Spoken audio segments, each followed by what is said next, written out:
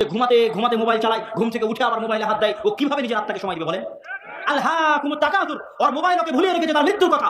গান বাজনা, নেশাদার দ্রব্য, জুয়া, খেল, তামাশা। এরকম হাজারো যুবক এখানে বসে আছে যে ঘুমাতে ঘুমাতে মোবাইল চালায়, ঘুম থেকে উঠে আবার মোবাইলে হাত দেয়, ও কিভাবে নিজের আত্মাকে সময় দিবে বলেন? আলহাকুমুত তাকাসুর, ওর মোবাইল ওকে ভুলিয়ে রেখেছে তার মৃত্যুর কথা। গান বাজনা, নেশাদার দ্রব্য, জুয়া, খেল, তামাশা, আড্ডা, সফর, সব কিছু তাকে ভুলিয়ে রেখেছে যে ও একদিন মারা যাবে। মানুষও ভুলে থাকতে চায় যে মানুষ একদিন মারা যাবে। আর পৃথিবীতে এমন জিনিস তৈরি হয়ে গেছে যে মানুষকে কখনো মৃত্যুর কথা স্মরণ হওয়ার মতো, সময় দেওয়ার মতো সময় এই যন্ত্রপাতিগুলোর নাই। এরা আর মানুষকে মরণের কথা স্মরণ করতে দেয় না। আলহাকুমুত তাকাসুর হাত্তা যুরতুমুল মাকাবির, যতক্ষণ না তোমরা কবর দেখছো। তাহলে আপনি তো আপনার আত্মাকে সময় দেননি, কেমনে বুঝবেন আপনার আত্মার উপর অত্যাচার হচ্ছে? একদিন সময় দিয়ে দেখেন, রাতের অন্ধকারে ঘরের দরজা বন্ধ করে নির্জনে নিরিবিলি অবস্থায় নিজের অতীত, বর্তমান, ভবিষ্যৎ, অস্তিত্ব, মৃত্যু নিয়ে চিন্তা ভাবনা করে দেখেন। আপনার আত্মার ছটপটানিতে, আপনার আত্মার হতাশায়, আপনার আত্মার চিন্তায়, আপনার আত্মার দুঃখে আপনার চোখ দিয়ে যদি পানি না বের হয়েছে, হতে বাধ্য, হতেই হবে। এটাই হচ্ছে আত্মার চিৎকার, এটাই হচ্ছে আত্মার উপর জুলুম। কিন্তু মানুষে আত্মাকে সময় দেয় না। এটা আত্মার জুলুম, আত্মার চিৎকার। রব্বানা যালামনা আনফুসানা। এই আত্মা প্রশান্ত হয়। আলা বিযিক্রিল্লাহি তাতমাইন্নুল কুলুব। এই ছটপট করতে থাকা আত্মা, হতাশাগ্রস্ত আত্মা, চিন্তাগ্রস্ত আত্মা, প্রত্যেকের আত্মা, আমাদের সকলের প্রত্যেকের আত্মা ছটপট করছে, কিন্তু আমরা সময় দেই না আত্মাকে ওই ছটপট অনুভব করতে পারার মতো। কেন? আলহাকুমুত তাকাসুর। দুনিয়াতে এমন মাধ্যম তৈরি হয়ে গেছে যে আমরা কোনো সময় আত্মাকে সময় দিব, এই সময় বের করতে পারার মতো সময় আমাদেরকে দুনিয়া দিতে দেয় না। দুনিয়ার চাকচিক্য, সাজসজ্জা, প্রতিযোগিতা, খেল তামাশা, আনন্দের মাধ্যম, গান বাজনা, বাদ্যযন্ত্র, জুয়া, mobile, video game, free fire, PUBG, Facebook, Twitter, YouTube, এমন এমন এমন জিনিস তৈরি হয়েছে যে মানুষে তার আত্মাকে নিয়ে ভাববে, এরকম সময় মানুষকে মানুষের জিনিস, মানুষের দুনিয়া দিতে দেয় না। এটা হচ্ছে সবচেয়ে ভয়ঙ্কর। কিন্তু সবার আত্মা ছটপট করতেছে, অত্যাচারিত, নির্যাতিত। এই আত্মার কান্না আপনি শুনতে পাবেন যদি আপনি আত্মাকে সময় দেন। আর এই আত্মা প্রশান্ত হবে। আলা বিযিক্রিল্লাহি তাতমাইন্নুল কুলুব। আল্লাহর স্মরণে আত্মাগুলো প্রশান্ত হয়। আর আল্লাহর স্মরণ যেমন আল্লাহ চায়, তেমন আল্লাহর স্মরণে মানুষের আত্মা প্রশান্ত হয়। এই জন্য দিনে রাতে সর্বনিম্ন, অন্তত পক্ষে, নিম্ন পক্ষে, সর্বনিম্ন, অন্তত পক্ষে, নিম্ন পক্ষে, দিনে রাতে 24 ঘন্টায় অন্তত পক্ষে, নিম্ন পক্ষে, অন্তত পক্ষে, নিম্ন পক্ষে 5 বার হলো আল্লাহকে স্মরণ করা উচিত। যে মানুষ দিনে রাতে 24 ঘন্টায় সর্বনিম্ন পক্ষে 5 বার তার প্রতিপালককে স্মরণ করতে পারে না, তার সৃষ্টিকর্তাকে স্মরণ করতে পারে না, তার সাথে তার সৃষ্টিকর্তার আর কোনো কানেকশন বাকি থাকে না, কোনো সম্পর্ক বাকি থাকে না। আর যার সাথে যার সৃষ্টিকর্তার সম্পর্ক নাই, সৃষ্টিকর্তার যোগাযোগ নাই, ওই ইয়তীম। কেমন ইয়তীম? যার বাপ মারা গেছে তার চেয়ে বড় ইয়তীম যার আল্লাহ নাই। আল্লাহু আকবার। যার বাপ মারা গেছে তার চেয়ে বড় ইয়তীম যার তার নিজের প্রতিপালক, নিজের সৃষ্টিকর্তার সাথে সম্পর্ক নাই, যোগাযোগ নাই। ওই সম্পর্ক সালাত ছাড়া সম্ভব নয়। সালাত যদি কেউ ছেড়ে দেয় তাহলে আল্লাহর রহমত থেকে বঞ্চিত, আল্লাহর দয়া থেকে বঞ্চিত, আল্লাহর করুণা থেকে বঞ্চিত, আল্লাহর করুণা দৃষ্টি থেকে বঞ্চিত। আল্লাহর সাথে তার আত্মার আর কোনো কানেকশন নাই। নিজের আত্মাকে জিজ্ঞেস করে দেখেন, নিজের নাফসকে জিজ্ঞেস করে দেখেন, আপনার নাফসের সাথে আল্লাহর কোনো সম্পর্ক আছে কিনা। ফাফিরু ইলাল্লাহ। অতএব হে মানুষের আত্মারা, আল্লাহর দিকে ফিরে যাও। ফাফিরু ইলাল্লাহ, আল্লাহর দিকে ফিরে যাও, সৃষ্টিকর্তার সান্নিধ্যে ফিরে যাও, প্রতিপালকের সান্নিধ্যে ফিরে যাও। সালাত আদায় করার মাধ্যমে, আল্লাহকে স্মরণ করার মাধ্যমে, আল্লাহ সুবহানাহু তাআলাকে ডাকার মাধ্যমে, আল্লাহ সুবহানাহু তাআলাকে পাওয়ার মাধ্যমে তোমরা আল্লাহ সুবহানাহু তাআলার দিকে ফিরে যাও, আল্লাহ সুবহানাহু তাআলার কাছে ফিরে যাও। বক্তব্যের শেষের দিকে শেষ পয়েন্ট, এই শেষ পয়েন্টটা সবচেয়ে মনোযোগ দিয়ে শুনতে হবে, সবচেয়ে মনোযোগ। সেটা কি? আসমানের নিচে, জমিনের উপরে আল্লাহ সুবহানাহু তাআলাকে ডাকার, আল্লাহ সুবহানাহু তাআলার নিকটে প্রার্থনা করার, আল্লাহ সুবহানাহু তাআলার নিকটে কিছু চাওয়ার, আসমানের নিচে জমিনের উপরে আল্লাহ সুবহানাহু তাআলার নিকটে কিছু চাওয়ার, আল্লাহ সুবহানাহু তাআলার নিকটে কিছু পাওয়ার সালাতের চাইতে বড় কোনো মাধ্যম নাই। সবার মনোযোগ আকর্ষণ করছি, আবারও সকলের মনোযোগ আকর্ষণ করছি। আসমানের নিচে জমিনের উপরে আল্লাহকে ডাকার, দোয়া করার কার চেয়ে বড় মাধ্যম নাই? জোরে বলেন, কিসের চেয়ে? সালাতের চেয়ে বড় কোনো মাধ্যম নাই যেটা দিয়ে কাকে ডাকা যায়? জোরে বলেন, কাকে ডাকা যায়? সালাতের চেয়ে বড় কোনো মাধ্যম নাই যেটা দিয়ে দোয়া করা যায় কার কাছে? আল্লাহর কাছে। সালাতের চেয়ে বড় কোনো মাধ্যম নাই। এই পয়েন্টটা শোনার পরে এবার একের পর এক ঘটনা শুনতে থাকেন।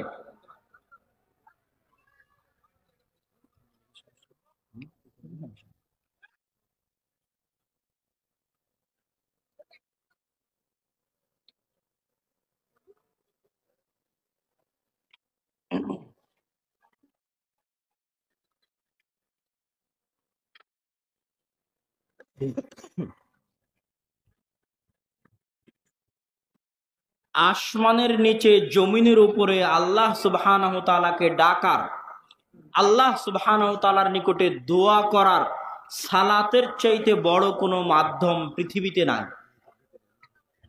সালাতের চাইতে বড় কোনো মাধ্যম আল্লাহকে ডাকার নাই।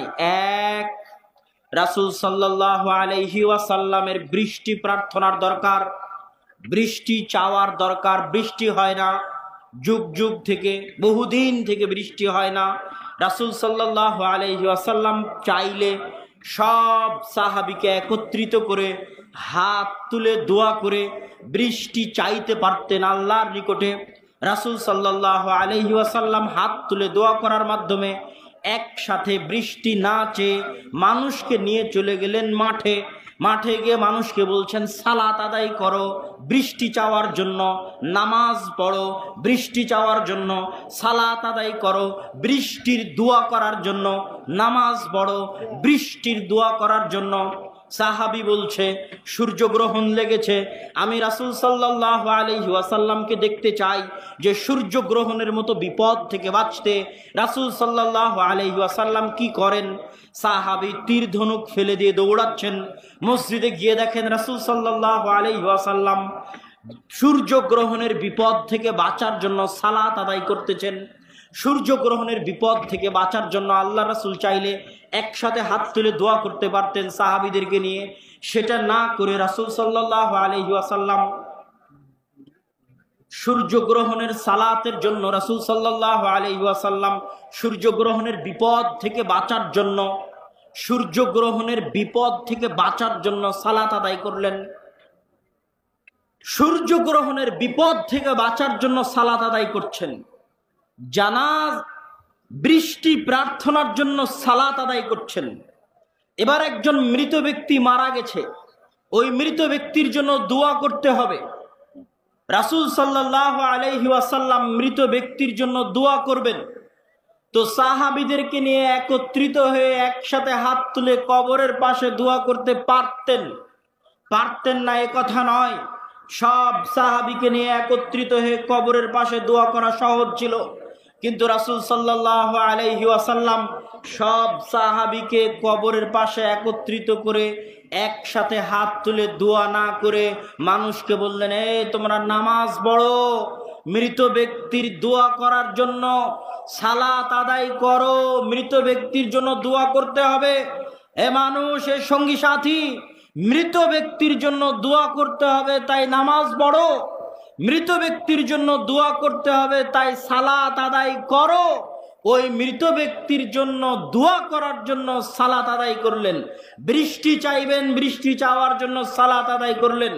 সূর্যগ্রহণের বিপদ থেকে বাঁচতে চাচ্ছেন, এই জন্য সালাত আদায় করলেন। জাকারিয়া আলাইহিস সালাতু ওয়াস সালাম চুল পেকে গেছে, দাড়ি পেকে গেছে, স্ত্রী বন্ধে। কুল্লামা দাখালা আলাইহা জাকারিয়াল মিহরাব ওয়াজাদা ইনদাহা রিজকা, যখনই জাকারিয়া প্রবেশ করেন মারিয়ামের মেহরাবে, দেখেন তার নিকটে অসময়ের ফল। তখন তিনি জিজ্ঞেস করেন, মারিয়াম আন্না লাকি হাদা, কোথায় থেকে আসে অসময়ের ফল? ক্বালাত হিয়া মিন ইনদিল্লাহ, এই অসময়ের ফল আল্লাহর নিকট থেকে, আল্লাহর পক্ষ থেকে আসে। ইন্নাল্লাহা ইয়ারযুকু মান ইয়াশা বিগাইরি হিসাব, আল্লাহ যাকে চান তাকে বেহিসাব রিজিক, বেহিসাব রুজি দান করতে পারেন। হুনালিকা দা জাকারিয়া রাব্বাহ, মারিয়ামের এই অবস্থা দেখে জাকারিয়া আলাইহিস সালাতু ওয়াস সালামের শখ হলো। জাকারিয়া আলাইহিস সালাতু ওয়াস সালামের মনে চাইলো, ইস, আমার যদি এরকম নেককার সালেহ সৎ সন্তান থাকতো, কিন্তু আমার তো দাড়ি পেকে গেছে, চুল পেকে গেছে, স্ত্রী বন্ধা। জাকারিয়া আলাইহিস সালাতু ওয়াস সালামের মতো নবীর সন্তানের দরকার। নবীর চুল পাকা, দাড়ি পাকা, নবীর স্ত্রী বন্ধা, সন্তান হওয়ার সম্ভাবনার সকল রাস্তা বন্ধ, তারপরেও নবীর সন্তানের দরকার। নবী সন্তান চাইতে আল্লাহর সামনে সালাতে দাঁড়িয়ে গেলেন, দোয়া করবেন এই জন্য। আল্লাহু আকবার। সারা আলাইহা সালাতু ওয়াস সালাম, ইব্রাহিম আলাইহিস সালাতু ওয়াস সালামের প্রথম স্ত্রী, ফিলিস্তিন থেকে দুর্ভিক্ষের কারণে খাদ্যের আশায় মিশর গমন করছেন। রাস্তার মধ্যে জালিম বাদশার খপ্পর থেকে বাঁচার জন্য উভয়ে উভয়ে ভাই বোনের পরিচয় দিলেন। ভাই বোনের পরিচয় দেওয়ার পরও শেষ রক্ষা হলো না, সারাকে উঠিয়ে নিয়ে গেল জালিম বাদশাহ। তৎকালীন পৃথিবীতে সারাকে ওই বিপদ থেকে উদ্ধার করবে এরকম দ্বিতীয় কোনো মানুষ আসমানের নিচে জমিনের উপর ছিল না। আজকে আমার আপনার মতো নগণ্য মানুষ বিপদে পড়লে ফোন দিলে আর 5টা মানুষ রেডি থাকে উদ্ধার করার জন্য, কিন্তু আল্লাহর নবীর প্রিয় নবী খলিলুর রহমান, আল্লাহর বন্ধু, তার প্রথম স্ত্রী সারা বিপদে আছে। ইজ্জত বাঁচানোর দরকার, আব্রু বাঁচানোর দরকার, সম্মান বাঁচানোর দরকার, সতীত্ব বাঁচানোর দরকার, কিন্তু আসমানের নিচে জমিনের উপরে কেউ নাই যে তাকে উদ্ধার করতে পারে, কেউ নাই যে তাকে বাঁচাতে পারে, একমাত্র সাহায্যকারী আল্লাহ। ওই রকম কঠিন পরিস্থিতিতে একজন সতী নারী, একজন সাধবী নারী, একজন নিজের লজ্জাস্থান হেফাজতকারী নারী আল্লাহর কাছে ভিক্ষা চাইবে নিজের লজ্জাস্থানের পবিত্রতা, আল্লাহর কাছে ভিক্ষা চাইবে নিজের আব্রুর পবিত্রতা, আল্লাহর কাছে ভিক্ষা চাইবে নিজের সম্মানের পবিত্রতা। এই ভিক্ষা চাওয়ার জন্য দোয়া করবে, দোয়া করার জন্য সালাতে দাঁড়িয়ে গেল। আল্লাহু আকবার। এবার আপনাকে বলি, সালাত শব্দের অর্থ কি বলেন তো? জোরে বলেন, সালাত শব্দের অর্থ কি? দোয়া করা। মানে আমরা যখন আল্লাহু আকবার বলে সালাত শুরু করি তখন কি শুরু করি? জোরে বলেন, কি শুরু করি? আর যখন আসসালামু আলাইকুম বলে সালাত শেষ করি তখন কি শেষ করি? কি শেষ করি? জোরে বলেন, কি শেষ করি? এখন এই দোয়া পৃথিবীতে আসমানের নিচে জমিনের উপরে আল্লাহর কাছে চাওয়ার সবচেয়ে বড় মাধ্যম, দোয়া করার সবচেয়ে বড় মাধ্যম সালাত। বৃষ্টি চাইবে নবী মুহাম্মদ, দোয়া করবে আল্লাহর কাছে বৃষ্টি চাওয়ার জন্য, সালাত আদায় করলেন। সূর্যগ্রহণের বিপদ থেকে বাঁচবেন, সালাত আদায় করলেন। মানুষের মৃত ব্যক্তির জন্য দোয়া করবেন, সালাত আদায় করবেন। নবী জাকারিয়ার সন্তানের দরকার, দোয়া করবেন, সালাত আদায় করলেন। সারার ইজ্জতের হেফাজতের দরকার, দোয়া করবেন, সালাত আদায় করলেন। আর আমার এবং আপনার গ্রামের মানুষ বলছে সালাত শেষ হওয়ার পরে যে হুজুর দোয়া করালো না, এই কথা বলা মানে ওই সালাতের অপমান করা, ওই সালাতের অপমান। যেই সালাত আসমানের নিচে জমিনের উপর কিসের সবচেয়ে বড় মাধ্যম? কিসের সবচেয়ে বড় মাধ্যম? যেই সালাত দিয়ে সারা নিজের ইজ্জত পেয়েছে, যেই সালাত দিয়ে জাকারিয়া নিজের সন্তান পেয়েছে, বন্ধা স্ত্রীর পেট থেকে বার্ধক্য অবস্থায় সন্তান পেয়েছে সালাত দিয়ে, সারা নিজের ইজ্জত হেফাজত পেয়েছে সালাত দিয়ে, নবী বৃষ্টি পেয়েছে সালাত দিয়ে, সূর্যগ্রহণের বিপদ থেকে বেঁচেছে সালাত দিয়ে। ওই সালাত যদি আপনার দোয়ার জন্য যথেষ্ট না হয় তাহলে সালাত কাকে বলে এটা আপনি জানেন না। আপনাকে আরো 100 বছর পড়তে হবে সালাত কাকে বলে এটা জানার জন্য। রাসূল সাল্লাল্লাহু আলাইহি ওয়াসাল্লামের সাহাবীর ক্ষমার দরকার, জান্নাতের দরকার। আল্লাহ রাসূল ক্ষমার জন্য জানাজার সালাত কায়েম করলেন। জানাজার সালাতে শিখিয়ে দেওয়া আল্লাহ রাসূলের দুইটা দোয়া, কিয়ামত পর্যন্ত সকল আলেম ওলামা কবরের পাশে দাঁড়িয়ে একসাথে হাত তুলে দোয়া করতে গিয়ে যত দোয়া তৈরি করবে, ওই রকম হাজারো লাখো দোয়ার চাইতে উত্তম এবং শ্রেষ্ঠ দোয়া হচ্ছে জানাজার সালাতের এই দুটো দোয়া, যেটা আল্লাহ রাসূল শিখিয়ে গেছেন। জানাজার সালাতের অপমান আপনি কোন সাহসে, কোন বুদ্ধিতে, কোন হুঁশে জানাজার সালাতের অপমান করছেন? বলছেন দোয়া হয়নি। নাউজুবিল্লাহ ওয়াল ইয়াজ বিল্লাহ। দোয়া করার জন্যই তো জানাজার সালাত দেওয়া হয়েছে। কারণ আপনার জানাজার সালাতের দোয়া মুখস্থ নাই, সেটা আপনার ব্যর্থতা। ওই জানাজার সালাতে দাঁড়িয়ে মৃত ব্যক্তির জন্য দোয়া করলে দোয়া যেই পরিমাণ কবুল হবে, ওই কবরের পাশে সবাই মিলে একসাথে দাঁড়িয়ে দোয়া করলে ওই দোয়া ওইভাবে কবুল হবে না। আল্লাহর কাছে কবুল হওয়ার জন্য সবচেয়ে বড় মাধ্যম হচ্ছে দোয়া চাওয়ার সালাত। সম্মানিত উপস্থিতি, সালাতের আলোচনার শেষে চলে এসেছে। আল্লাহ রব্বি জাআলনি মুকিমাস সালাহ ওয়া মিন যুররিয়াতি। আল্লাহ সুবহানাহু ওয়া তাআলা যেন আমাদেরকে এবং আমাদের বংশধরকে 5 ওয়াক্ত সালাত আদায়কারী হওয়ার তৌফিক দান করেন। আল্লাহুম্মা আমিন।